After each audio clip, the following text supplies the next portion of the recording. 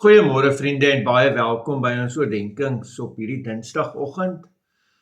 Ja, dit is die groot lydensweek. Party kerke praat van die heilige week, 'n dag waarop ons 'n week waarop ons fokus op die lydensweg van die Here Jesus Christus en opbou na Paasnaweek wat nou letterlik om die draai is. Ons lees hierdie belangrike teks in hierdie konteks van Johannes 16 vers 16 tot 24. Nog net 'n kort tydjie, dan sien julle my nie meer nie. En weer 'n kort tydjie, dan sal julle my weer sien. Van sy disippels het toe vir mekaar gesê, wat beteken dit dat hy vir ons sê, nog net 'n kort tydjie, dan sien julle my nie meer nie, en weer 'n kort tydjie, dan sal julle my weer sien. En ek gaan na die Vader.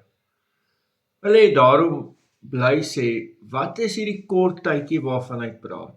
Ons verstaan nie wat hy sê nie. Jesus het geweet dat hulle dit vir hom wou vra. En toe sê hy vir hulle, is dit waaroor julle mekaar uitvra, omdat ek gesê het, nog net 'n kort tydjie, dan sien julle my nie meer nie, en weer 'n kort tydjie, dan sien julle my weer. Amen, amen, ek sê vir julle, julle sal huil en treur, maar die wêreld sal bly wees. Julle sal hartseer wees, maar julle hartseer sal in blydskap verander. 'n Vrou het vir haar pyn wanneer sy kraam, omdat haar tyd aangebreek het. Maar wanneer sy aan die kindjie geboorte skenk, onthou sy nie meer die swaar kry nie, uit blydskap dat 'n mens in die wêreld gekom het. Daarom ervaar julle ook nou pyn. Maar ek sal julle weer sien, en dan sal julle harte bly wees, en niemand sal julle blydskap wegneem nie. En op daardie dag sal julle my niks meer vra nie. Amen, amen, ek sê vir julle, wat julle die Vader in my naam vra, sal hy aan julle gee. Tot nou toe het julle niks in my naam gevra nie. Vra en julle sal ontvang, sodat julle blydskap volkome kan wees. Vriende, ons lees hierdie gedeelte en Jesus sê vir sy disippels, 'n klein rukkie en julle sien my nie meer nie, en weer 'n klein rukkie en julle sal my sien. En dan lees ek daar, dit is vir my so mooi as ek daar dit so uitdruklik staan, en die disippels het nie verstaan waarvan hy praat nie. En eerlikwaar, ons ook nie. Nee, ons ook nie altyd nie. Ons lees hierdie teks dat, dit klink regtig 'n bietjie die mekaar. Behalwe as ons kan terugkyk na wat nou volgende gebeur. En hier, daai groot ding wat ek al hoeveel keer gesê het, die konteks wat ons so baie help. Hierdie is letterlik daai aand voor Jesus gevange geneem word.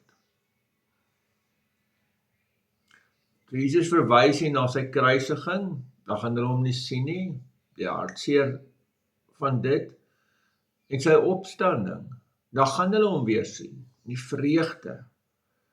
En hy gebruik 'n baie kragtige beeld hier, wat die vrouens baie beter sal verstaan as ons mans, né? Hy praat van 'n vrou wat geboorte gee, regte pyn, maar daarna kom die vreugde as 'n mens in die lewe gebring word. Nee, die vreugde wat hierdie pyn oortref, en dan sê jy, dan vergeet sy eintlik van die pyn, want hierdie vreugde is net so groot. Die Grieks help my 'n klein bietjie hier. As ek gaan kyk na die Griekse woord vir pyn, dan is dit lupai. Dit is 'n geweldige hartseer, dit is 'n baie swaar emosionele pyn. En dan die woord chara, wat 'n diep blywende vreugde is. Nie net sommer bly wees nie, dis 'n diep blywende vreugde. So Jesus sê nie net, julle hartseer gaan weggaan nie, daai ding van, jy weet, tyd genees nie. Dis nie wat hy sê nie. Hy sê, julle hartseer sal verander word. Hier's 'n transformasie.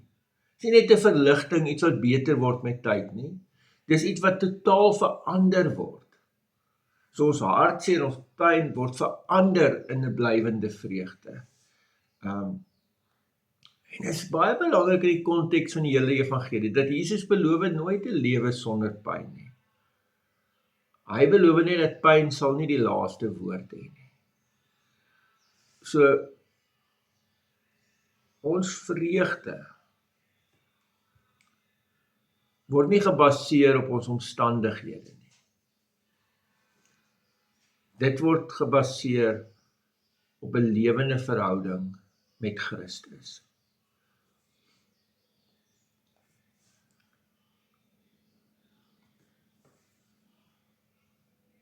Nog steeds vandag is daar momente wat God kom en hy verander ons pyn, ons diep hartseer in 'n groot vreugde. Mag jy ook dit beleef. Amen. Here almagtige God, baie dankie ook vir die teks. En ja Here, dankie dat ons die voorreg het om ook nog 'n Paasfees te kan vier. Berei ons ook geestelik en emosioneel daarvoor voor. In die naam van ons Here Jesus Christus. Amen. Vriende, mag jy 'n baie mooi en 'n baie geseënde dag hê. Totsiens.